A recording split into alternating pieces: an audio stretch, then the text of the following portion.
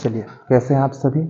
हमने आपको से वादा किया है प्रतिदिन आपको महत्वपूर्ण प्रश्नों की श्रृंखला से साथ जुड़े रहेंगे। तो चलिए, आज हम देखते हैं एक और महत्वपूर्ण बिहार बोर्ड का जो प्रश्न है, जो अंतर के फॉर्मेट में पूछा जाता है, मोलरता तथा मोललता में अंतर। और आज हम इसी की चर्चा आप लोगों से करने वाले हैं।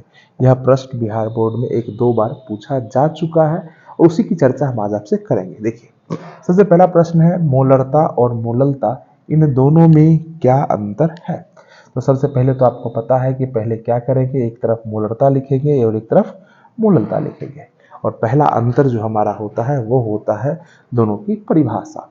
तो किसी मोलरता का मतलब क्या, प्रत्येक लीटर आयतन में घुले हुए विलेय के मोलों की संख्या। तो किसी विलयन के प्रत्येक लीटर आयतन में घुले हुए विलेय के मोलों की संख्या को हम लोग क्या बोलते हैं, मोलरता बोलते हैं। और किसी विलायक के प्रत्येक किलोग्राम विलायक में घुले हुए विलेय के मोलों की संख्या को क्या कहते हैं, मोललता कहते हैं। अंतर इस बात का है कि यहाँ पर विलयन का प्रत्येक लीटर आयतन है और यहाँ पर विलायक का प्रत्येक किलोग्राम है। ये तो हमारा पहला अंतर हुआ। दूसरा अंतर है, इसे कैपिटल एम से सूचित करते हैं और इसे स्मॉल एम से सूचित करते हैं। अब उसके बाद क्या है कि जो मोलरता है ये ताप परिवर्तन से प्रभावित होती है और जो मोललता है वह ताप परिवर्तन से प्रभावित नहीं होती है, यानी कि यह ताप परिवर्तन से प्रभावित नहीं होती है। प्रश्न ये है कि ताप परिवर्तन से प्रभावित कौन होता है, तो जिसमें आयतन होता है, आयतन ताप परिवर्तन से प्रभावित होता है। जबकि ध्यान ये रहे कि हमारे पास जो द्रव्यमान है वो ताप परिवर्तन से प्रभावित नहीं होता है। मोलरता का जो मात्रक है ये मोल प्रति लीटर होता है और इसका जो मात्रक है यह मोल प्रति किलोग्राम होता है। तो इस प्रकार आप देख ले, आप इसके अपनी सुविधा के लिए इसका स्क्रीनशॉट भी ले सकते हैं और नहीं तो इसके डिस्क्रिप्शन में आपको इसका लिंक मिल जाएगा, जहां पर कि इसके सारे जो आंसर्स हैं वो आपको मिल जाएंगे। ध्यान ये रहे कि जब कभी आप इसे लिखेंगे तो आधा इधर कर देंगे और आधा इधर कर देंगे, ठीक है। इसी के बेस्ट पर हमारे पास जो है एक और प्रश्न है जो कि पूछा जाता है, इससे जुड़ा हुआ ही है।